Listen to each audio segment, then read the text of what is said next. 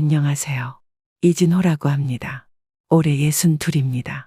20대 때 우연히 친구 따라갔던 낚시에 푹 빠져 30대에는 회사를 그만두고 낚시용품점을 하고 있습니다. 지금은 제가 소유한 2층 건물 1층에서 낚시 가게를 운영하고 있고 2층에서 혼자 살고 있습니다. 낚시는 제 직업이자 취미생활입니다. 일주일에 2번은 꼭 새벽에 일어나 인근 강이나 바다로 낚시를 떠납니다. 잡은 물고기는 가끔 단골 손님들에게 나눠주기도 하고 동네 사람들에게 나눠주기도 합니다.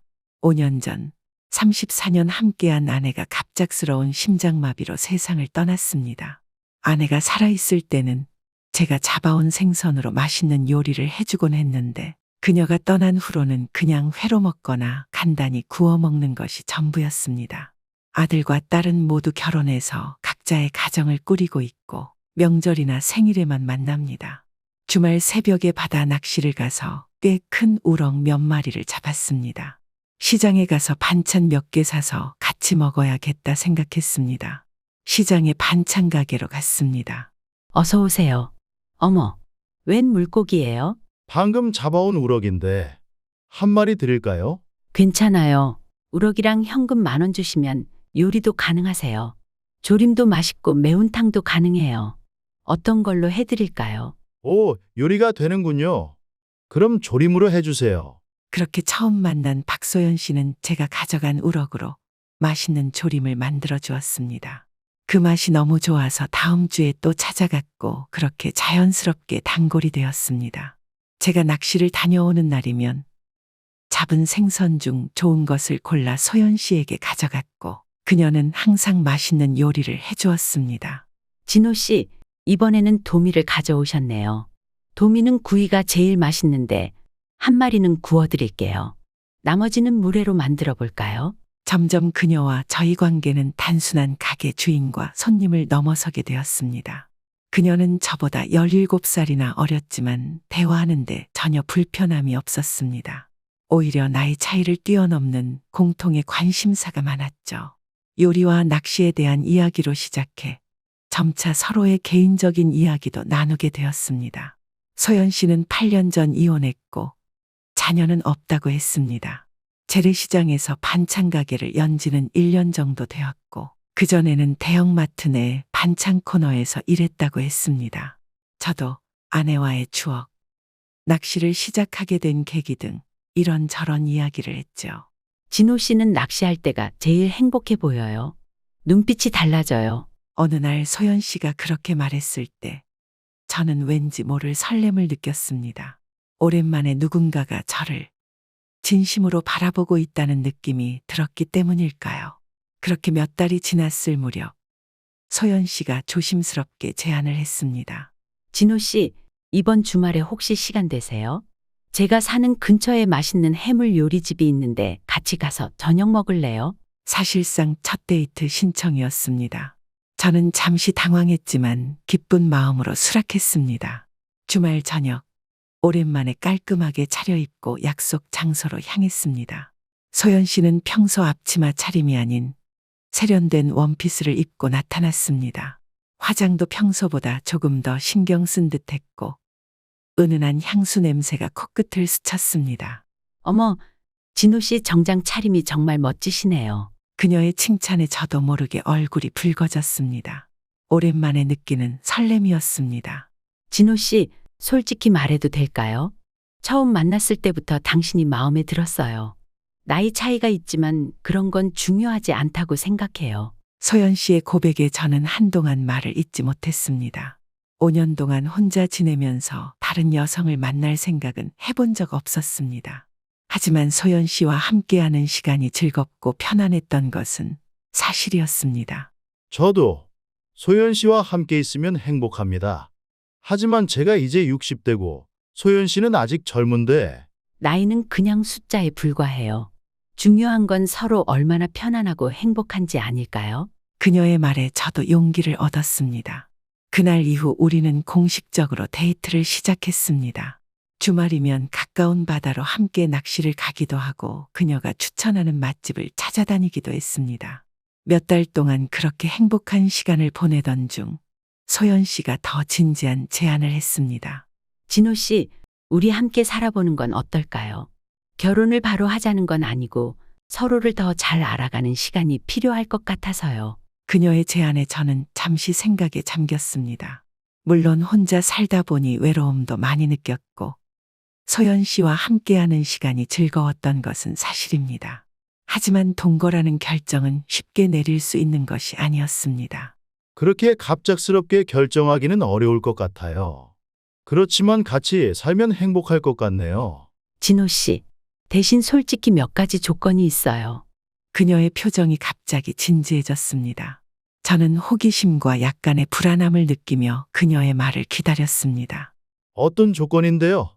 첫째, 제 반찬 가게를 진호 씨 건물 1층에 무상으로 입점시켜 주셨으면 해요.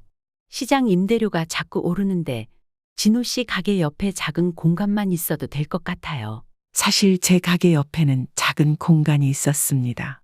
예전에 문구점이 있었는데 몇 달 전에 폐업하고 비어있는 상태였습니다. 그녀의 첫 번째 조건은 그리 부담스럽지 않았습니다.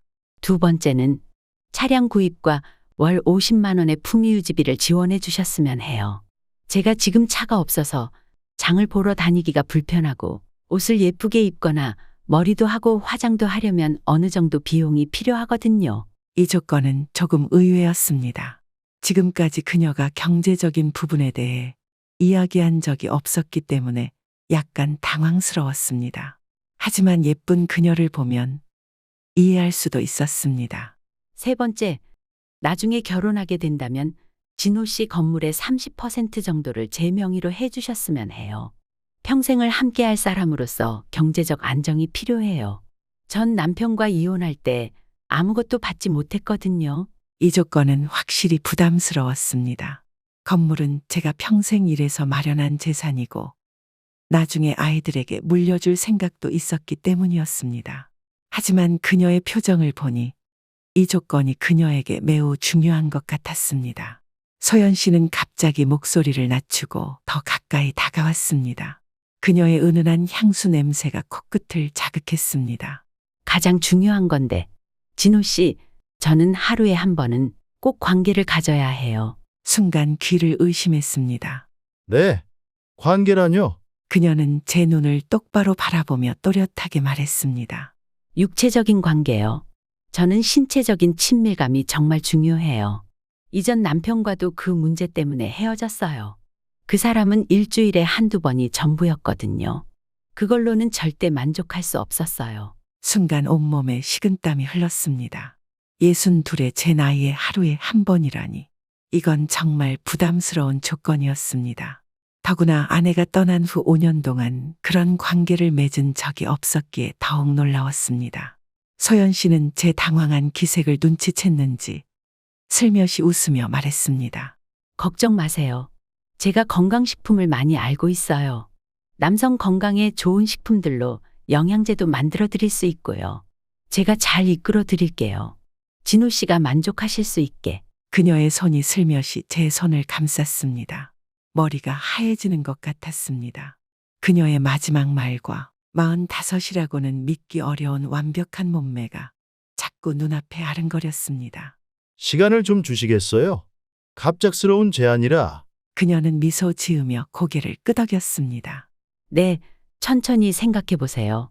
서두를 필요 없어요. 하지만 그녀가 의미심장한 눈빛으로 다시 한번 저를 바라보며 말했습니다. 이 조건들은 절대 타협할 수 없어요. 특히 마지막 조건은 제게는 정말 중요한 부분이에요. 너무 놀라신 것 같네요. 잘 생각해 봐요. 식사를 마치고 그녀가 집 앞까지 데려다 주겠다고 했지만 저는 정중히 거절했습니다. 혼자 있는 시간이 필요했기 때문입니다. 그날 밤 집에 돌아와 잠을 청하려 했지만 소연 씨의 마지막 조건이 계속 머릿속에 맴돌았습니다. 62세의 제 나이에 하루에 한 번이라는 것이 가능할까 싶었지만 한편으로는 도전하고 싶은 마음도 들었습니다. 다음 날 아침 약국에 들러 남성 건강에 좋다는 영양제를 몇 가지 구입했습니다. 그리고 바로 소연 씨에게 전화를 걸었습니다. 소연 씨, 만날 수 있을까요? 네, 물론이죠. 오늘 가게 문 닫고 나서 만날까요? 그날 저녁, 우리는 조용한 카페에서 만났습니다. 소연 씨는 화사한 미소로 저를 맞이했고, 제 결정에 대해서 이야기했습니다. 소연 씨 제안에 대해 생각해 봤어요. 솔직히 말하면 마지막 조건이 많이 부담스럽기는 합니다. 제 나이가 있다 보니 그녀는 손을 내밀어 제 손을 잡았습니다. 걱정 마세요. 제가 도와드릴게요. 진호 씨가 무리하지 않게 잘 살펴드릴 거예요. 그 따뜻한 손길과 눈빛에 저는 완전히 마음이 흔들렸습니다. 나이 차이를 넘어 저를 진심으로 생각해 주는 것 같았고, 그동안의 외로움을 생각하면 함께하는 삶이 행복할 것 같았습니다. 그럼 한번 해보지요. 다른 조건들도 최대한 맞춰드리겠습니다. 소연 씨의 얼굴에 환한 미소가 번졌습니다. 그녀는 자리에서 일어나 제게 안겨왔고, 갑작스러운 포옹에 주변 사람들의 시선이 느껴졌지만 그 순간만큼은 행복했습니다. 진호 씨, 정말 고마워요. 그렇게 우리의 동거가 시작되었습니다. 처음에는 모든 것이 꿈만 같았습니다. 아침에 일어나면 소연 씨가 준비한 맛있는 아침 식사가 기다리고 있었고, 가게를 함께 운영하면서 많은 이야기를 나눌 수 있었습니다. 소연 씨는 반찬 가게를 열기 위해 이것저것 준비하느라 바빴고, 약속대로 3천만 원짜리 소형 SUV를 구입해 주었습니다. 또한 매달 50만 원의 품위유지비도 그녀의 통장에 넣어주기 시작했습니다. 처음엔 부담스러웠지만 그녀가 행복해하는 모습을 보니 그런 마음도 사라졌습니다. 그리고 그녀가 요구했던 마지막 조건. 솔직히 처음엔 그녀의 매력에 빠져서인지 힘들지 않았습니다. 오히려 오랜만에 느끼는 육체적 친밀감에 저도 모르게 젊은 시절로 돌아간 것 같은 활력이 생겼습니다. 소연 씨는 정말 매력적인 여성이었고 배려심도 넘쳤습니다. 진호 씨, 오늘은 제가 특별한 보양식을 준비했어요. 남성 건강에 좋다고 하더라고요. 그녀는 자주 요리를 해주었고 한약재로 만든 건강 음료도 매일 아침 챙겨주었습니다. 덕분에 처음 몇 주는 정말 행복했습니다. 하지만 한 달쯤 지나자 점점 무리가 오기 시작했습니다. 하루에 한 번이라는 그 조건이 생각보다 훨씬 부담으로 다가왔습니다. 밤마다 가슴이 두근거리고 불안해지기 시작했습니다. 그녀의 기대에 부응하지 못할까봐 걱정이 되었고, 실제로 몇 번 실패를 경험하면서 자신감도 떨어졌습니다. 오늘은 너무 피곤해요. 내일은 어떨까요? 진호 씨, 약속하셨잖아요. 하루에 한 번이 제게는 얼마나 중요한지. 그녀의 표정이 어두워지는 것을 보면 죄책감이 밀려왔습니다. 억지로라도 그녀의 기대에 부응하려 했지만 몸은 정직했습니다. 점점 건강에도 이상이 오기 시작했습니다. 불면증에 시달렸고, 낮에는 피로감이 극심해 가게 일에도 집중하기 어려웠습니다. 영양제 복용량을 늘리고 소연 씨가 추천하는 한약도 먹어봤지만 근본적인 해결책이 되지 못했습니다. 어느 날 밤 또다시 그녀의 기대에 부응하지 못하자 소연 씨는 눈물을 보였습니다. 이제 저한테 실증이 난 건가요? 아니에요. 그런 게 아니라 나이가 있다 보니 제가 매일 보양식도 하고 영양제도 챙겨드리는데 노력도 안 하시는 것 같아요. 그녀의 말에 가슴이 아팠습니다. 정말 노력하고 있는데도 이해받지 못하는 느낌이었습니다. 하지만 그녀를 실망시키고 싶지 않아 더 많은 영양제를 찾아보고 심지어 병원에도 가보았습니다. 의사는 제 상태를 보고 심각한 표정을 지었습니다. 이렇게 무리하시면 건강에 문제가 생길 수 있습니다. 특히 심장에 무리가 가고 있어요. 혈압도 많이 올라가 있고 지금 스트레스를 많이 받고 계신 것 같은데 무슨 일 있으신가요? 병원에서 돌아온 후 소연 씨에게 의사의 말을 전했습니다. 하지만 그녀의 반응은 예상과 달랐습니다. 의사들은 원래 그렇게 말해요. 조금만 더 노력하면 괜찮아질 거예요. 전 남편도 처음엔 힘들어했지만 나중엔 적응했거든요. 소연 씨의 고집에 점점 압박감을 느꼈습니다. 밤이 되면 불안감이 커졌고 심지어 소연 씨가 옆에 있는 것조차 부담스러워졌습니다. 그럼에도 그녀를 사랑하는 마음에 또 그녀와의 약속을 지키고 싶은 마음에 최선을 다했습니다. 어느 날 밤 또 다시 실패한 후 소연 씨가 화를 내며 말했습니다. 이젠 내가 매력이 없어진 건가요? 아니면 다른 여자라도 생긴 거예요? 소연 씨, 그런 게 아니에요. 정말로 힘에 부치는 거예요. 하루에 한 번이라는 게 처음에 약속할 때는 그렇게 자신만만하더니 결국 당신도 다른 남자들이랑 다를 게 없네요. 그녀의 말이 가슴에 상처를 남겼습니다. 정말 최선을 다하고 있는데도 인정받지 못하는 느낌이었습니다. 그날 이후로 우리 사이에 점점 벽이 생기기 시작했습니다. 낮에는 각자 가게 일을 하며 바쁘게 지냈지만 밤이 되면 긴장감이 감돌았습니다. 예전에는 함께 TV를 보거나 이야기를 나누며 즐거운 시간을 보냈지만 이제는 소연 씨의 기대에 부응해야 한다는 압박감에 편안함이 사라졌습니다. 한 달이 더 지나자 건강이 급격히 나빠졌습니다.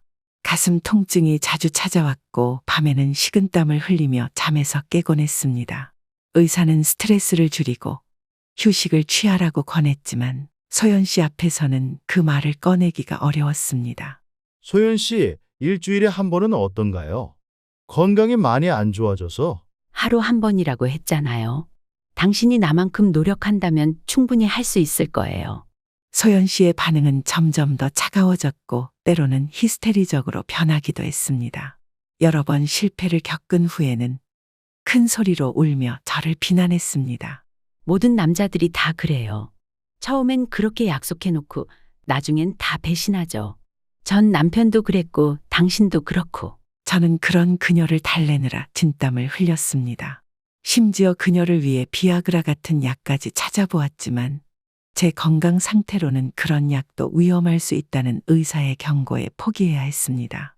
어느 날 밤 또 다시 그녀의 기대에 부응하지 못하자 소연 씨는 정말 심하게 화를 냈습니다.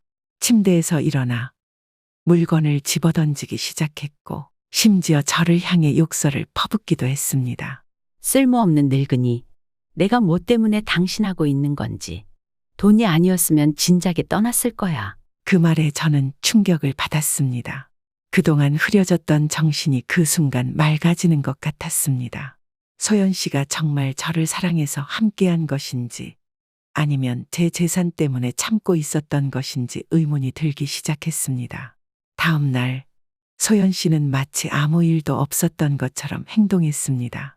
아침 식사를 준비하고 출근하기 전에 포옹도 해주었습니다.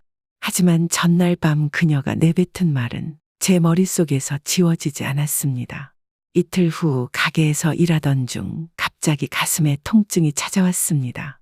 눈앞이 캄캄해지면서 쓰러졌고 다행히 손님이 있어 119에 연락해 병원으로 실려갔습니다. 다행히 큰 위험은 넘겼지만 스트레스를 계속 받으면 더 심각한 상황이 올 수 있다고 경고했습니다. 소연 씨는 병원에 와서 눈물을 보이며 걱정했지만 내심 제가 퇴원하면 또다시 그 일상이 반복될 것이라는 생각에 두려움이 밀려왔습니다. 입원 중에 옆 침대의 노인분과 이야기를 나누게 되었습니다.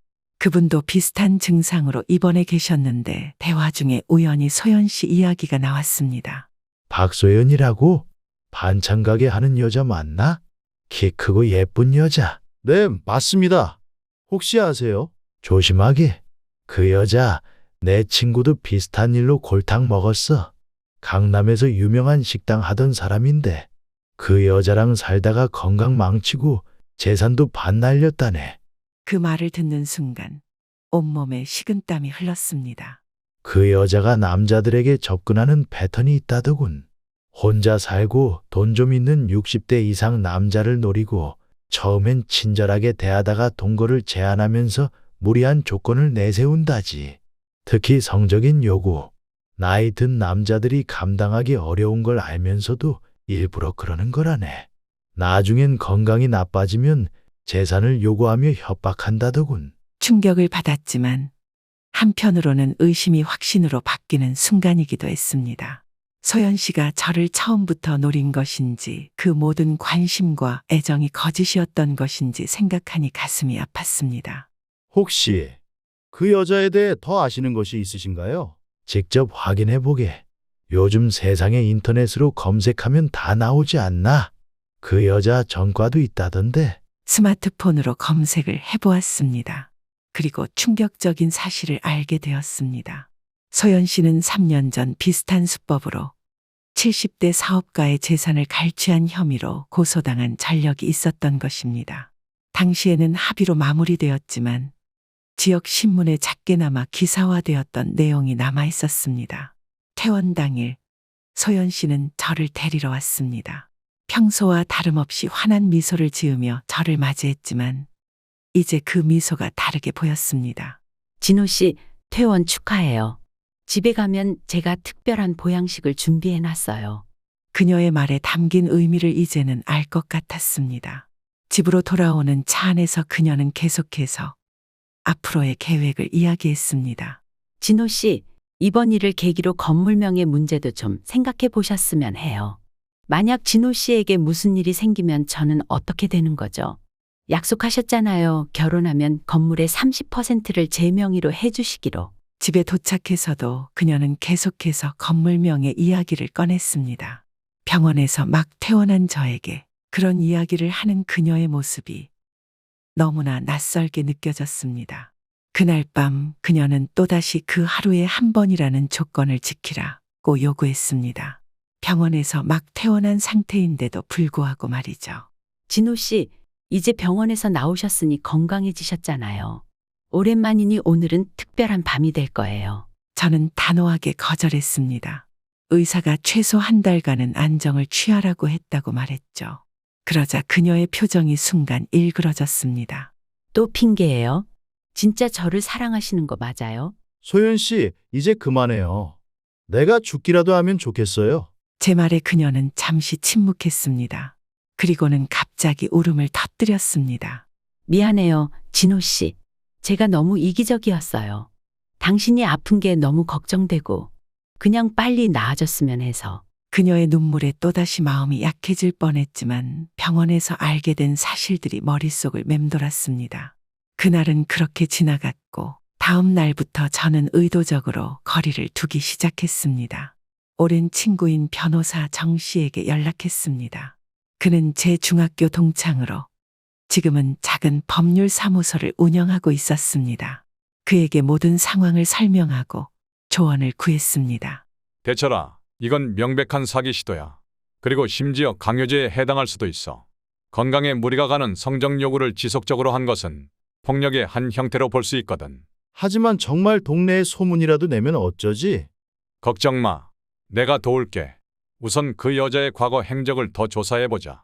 그리고 혹시 그녀가 너에게 하는 말 중에 협박이나 강요로 들리는 부분이 있다면 녹음해두는 게 좋을 거야. 정 변호사의 조언대로 저는 소연 씨와의 대화를 녹음하기 시작했습니다. 그리고 며칠 후 그녀가 드디어 본색을 드러냈습니다. 그날 저녁 소연 씨는 다시 한번 건물 명의를 꺼냈습니다. 이번에는 조금 더 노골적으로 요구했습니다. 진호 씨, 이제 우리가 함께한 지 벌써 3개월이 넘었어요. 약속대로 건물 30% 명의 이전을 해주셨으면 해요.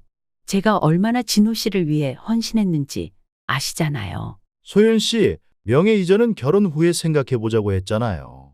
지금 갑자기 왜 그러세요? 갑자기라뇨?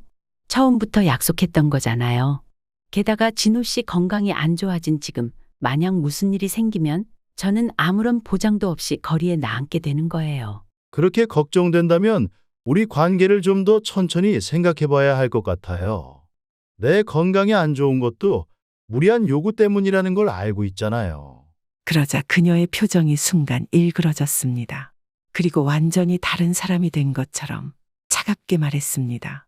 알았어요. 그럼 우리 헤어져요. 하지만 그동안 내가 당신을 위해 희생한 시간과 정성에 대한 보상은 해주셔야죠. 위자료로 1억은 줘야 할 것 같은데요. 위자료라니요. 우리는 부부도 아닌데. 그럼 모든 사람들에게 우리 사이에 있었던 일을 다 말할 수밖에 없겠네요. 낚시용품점 손님들이나 동네 사람들이 재미있어 하겠죠. 그녀의 협박에 식은땀이 흘렀습니다. 하지만 준비가 되어 있었습니다. 조용히 말했습니다. 소연 씨, 당신의 과거에 대해서 알게 됐어요. 그 말에 그녀의 표정이 순간 굳어졌습니다. 무슨 말이에요? 당신이 이전에도 비슷한 방식으로 다른 남자들을 속였다는 거예요. 특히 3년 전 강남에서 70대 사업가를 상대로 한 일. 기억나세요? 그녀의 얼굴이 창백해졌습니다. 하지만 곧 다시 강경한 태도로 돌아왔습니다.